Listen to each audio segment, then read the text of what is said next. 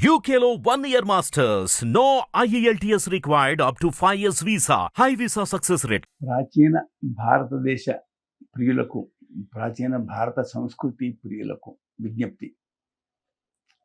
ఆంగ్లేయులు క్రీస్తుపూర్వం 4వ శతాబ్దిలో హిందూ మతం పుట్టింది అని రాశారు.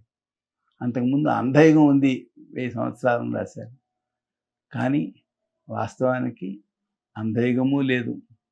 ప్రాచీన భారతదేశ చరిత్ర క్రీస్తుపూర్వం 4వ శతాబ్దిలో ప్రారంభం కాదు, అంతకు ముందు నుంచి ఉంది. హిందూ మతం క్రీస్తుపూర్వం 4వ శతాబ్దిలో పుట్టలేదు, అంతకు ముందు నుంచి ఉంది. దానికి ఇప్పటికీ నేను కొన్ని ప్రమాణాలను ఇచ్చాను. ఇంతకుముందు 14 ప్రమాణాలని చూపించడం జరిగింది. ఇప్పుడు 3 ప్రమాణాలని చూపించడం జరిగింది. ఇప్పుడు 18వ ప్రమాణం చెప్తున్నాను. మొదట 14 ప్రమాణాలు చూపించాం, ఆ తర్వాత 3 ప్రమాణాలు అంటే 17 ప్రమాణాలు చూపించడం జరిగింది. ఇప్పుడు 18వ ప్రమాణం చెప్తున్నాను. శ్రీమద్ రామాయణానికి ఇతిహాసము అని పేరు. మహే ఇతిహాసం, గొప్ప ఇతిహాసం. ఎందుకంటే చాలా పెద్దది ఇది. 24,000 శ్లోకాలు గ్రంథం అండి, చిన్నది కాదు. ఇతిహా అంటే ఈ విధముగా ఆశ ఉండెను అంటే ఇలా జరిగాను అని అర్థం. పూర్వం ఒకప్పుడు ఏదైతే జరిగిందో ఆ జరిగిన దాన్ని ఇతిహాసము అంటారు. అంటే దాని పేరే అది చరిత్ర అని తెలుపుతోంది. శ్రీమద్ రామాయణం మనకు మహేతిహాసం, గొప్ప ఇతిహాసం. అయితే ఇది ఇతిహాసము అనేది ఆ గ్రంథం స్వరూపం చూస్తే కూడా తెలుస్తుంది. వాల్మీకి ఒక మహర్షి, ఆయన ఆశ్రమానికి నారదుడు అనే మహర్షి వచ్చాడు. వస్తే ఆయన అడిగాడు, కోన్వస్మిన్ సాంప్రతంలోకే గుణవాన్ కశ్చ వీర్యవాన్. అయ్యా, ఇప్పుడు ఈ లోకంలో గుణవంతుడు వీర్యవంతుడు అయిన వాడు ఎవడున్నాడు? కొన్ని లక్షణాలు చెప్పాడు ఆయన వరుసగా. ఈ లక్షణాలు కలవాడు ఎవరున్నారు అని ప్రశ్నించారు. చాలా లక్షణాలు చెప్పారండి, 1 కాదు 2 కాదు. ధర్మజ్ఞుడు, కృతజ్ఞుడు, సత్యవాక్యం పలికేవాడు, దృఢమైన వ్రతం కలవాడు, మంచి నడత కలవాడు, అన్ని ప్రాణుల యందు హితమైన వాడు, ఏమండి ఆత్మాభిమానం కలవాడు, క్రోధాన్ని జయించినవాడు, మంచి ప్రకాశం కలవాడు, అసూయ లేనివాడు, దేవతలను కూడా భయపెట్టగలవాడు, కోపం వస్తే దేవతలను కూడా భయపెట్టగలవాడు. ఇన్ని లక్షణాలు కలవాడు ఎవడున్నాడు అని అడిగాడు. ఎందుకు అడిగాడు? ఈ నారదుడు అన్ని దేశాల్లో తిరుగుతుంటాడు, ఆయనకు తెలుస్తుంది కనుక నీకు తెలుస్తుంది ఆయన ఇన్ని సుగుణాలు కలవాడు ఎవరున్నారు అని చెప్పమన్నాడు. చెప్పమంటే అప్పుడు ఆయన 3 లోకాలు తెలుసట నారదునికి. ఆయన విను, నువ్వు చాలా గుణాలు చెప్పావు, ఇన్ని గుణాలు ఉన్నవాడు ఒకడు దొరకడం చాలా కష్టం. అయినా అన్ని సుగుణాలతోనూ ఉన్నటువంటి, అన్నే కాదు ఇంకా ఎక్కువ సుగుణాలతో ఉండేవాడిని గురించి చెప్తాను విను అని ప్రారంభించాడు. ఎవరిని గురించి? ఇక్ష్వాకువంశ ప్రభవో రామో నామజన ఈశ్వత. ఇక్ష్వాకు వంశంలో పుట్టినవాడు రాముడు అంటారు ఆయన్ని అని ఆయన సుగుణాలన్నీ వరుసగా చెప్పాడు. అంటే ఈ ఇతిహాసం ఎలా ప్రారంభమైంది? ఇది ఒక కథలా ప్రారంభం కాలేదు, ఒక కావ్యంలా ప్రారంభం కాలేదు. ఒకరు సుగుణాలు కలవాడు ఎవరు అని అడిగారు. సుగుణాలు చాలా చెప్పి, రెండో ఆయన ఇన్ని సుగుణాలు కలవాడు ఇప్పుడు ఈ లోకంలో ఉన్నాడు అని రాముడి గురించి చెప్పాడు. అంటే అది జరిగిన చరిత్ర కదండి, ఏమండి? కనుక ఈ రామాయణ యొక్క ప్రారంభం అది జరిగినట్లుగానే ఉన్నది తప్ప అది ఎవరో కల్పించినట్లుగా లేదు. ఆ చరిత్ర నారదుడనే ఋషి వలన వాల్మీకి అనేటువంటి ఋషి విని సంతోషించాడు, ఏమండి? ఇంతటితో ఆగలేదు. సరే, అయితే ఇక్కడ విశేషం ఏంటంటే ఏతదాఖ్యానం ఆయుషం, ఇది ఆఖ్యానము అన్నారు. ఆఖ్యానం అంటే జరిగిన గాథను ఒకళ్ళు మరొకళ్ళకి చెప్తే దాన్ని ఆఖ్యానం అంటారు. దాని పేరే అది. సరిగ్గా ఎంత సరిపడిందో. ఆఖ్యానం అనే మాటకు ఒక జరిగిన వృత్తాంతం ఒకళ్ళు మరొకళ్ళకి చెప్తే దాన్ని ఆఖ్యానం అంటారు. ఇక్కడ జరిగిన వృత్తాంతాన్ని, తమ కాలంలో జరిగిన వృత్తాంతాన్ని, తమ కాలంలో ఉన్నటువంటి వ్యక్తి గురించి నారదుడు వాల్మీకి చెప్పడం జరిగింది. అది రామాయణం అంటే మహేతిహాసము. చూసారా?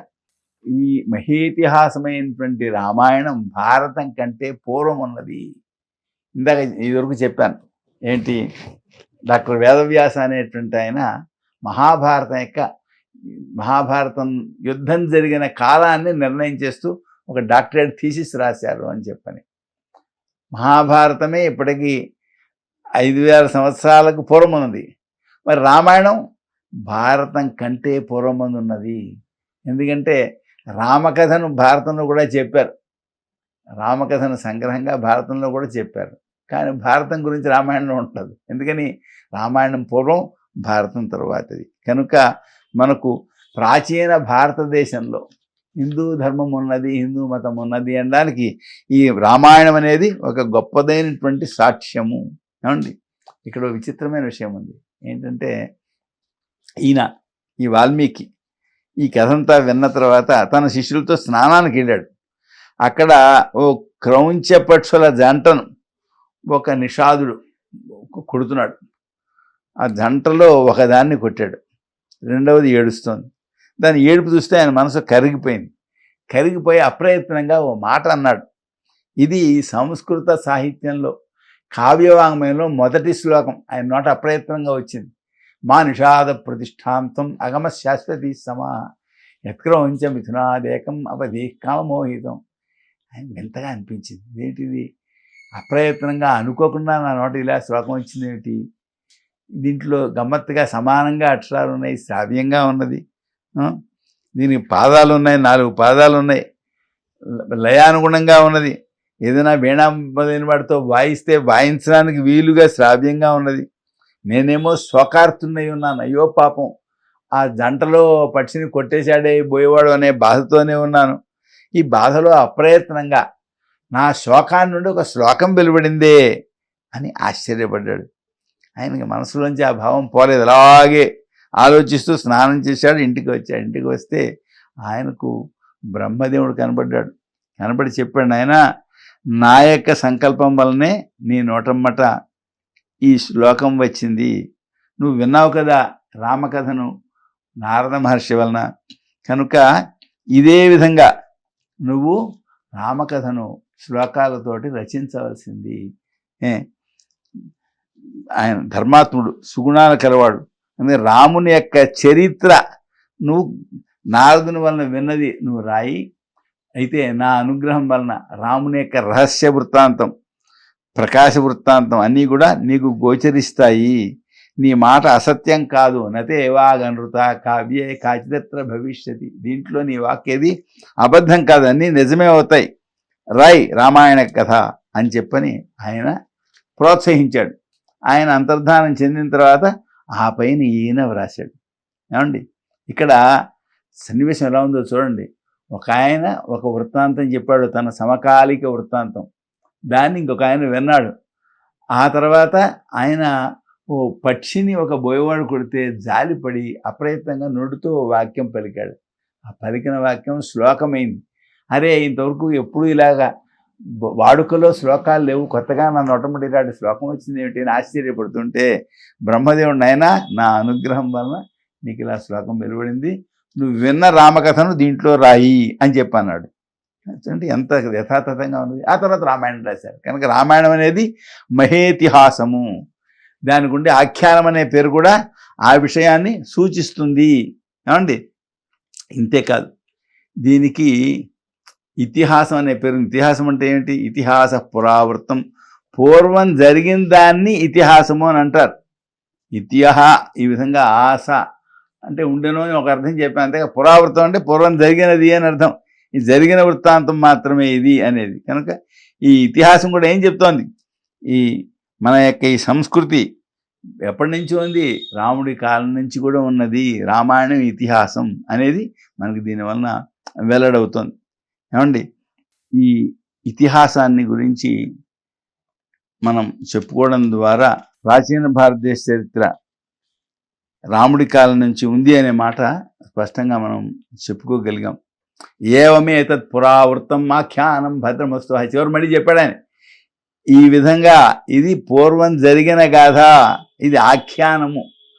నారదుడు నాకు చెప్తే నేను ఈ విధంగా గ్రంథంగా వ్రాసింది అని చెప్పని చిట్ట చివరి కూడా వాల్మీకి మహర్షి చెప్పాడు. ఇన్ని ప్రమాణాల ద్వారా ఇది ఇతిహాసము, మహేతిహాసము అని మనకి తెలియడం వలన మనకేం తెలుస్తోంది?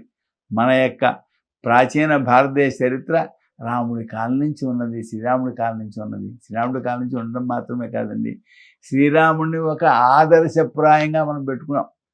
అంత అతి ప్రాచీనమైన రాజు, మహానుభావుడు, ఆయన నడత చాలా గొప్పది అని ఆదర్శప్రాయంగా పెట్టుకున్నాం కనుక ఇది కూడా ఒక గొప్ప ప్రమాణము. స్వస్తి.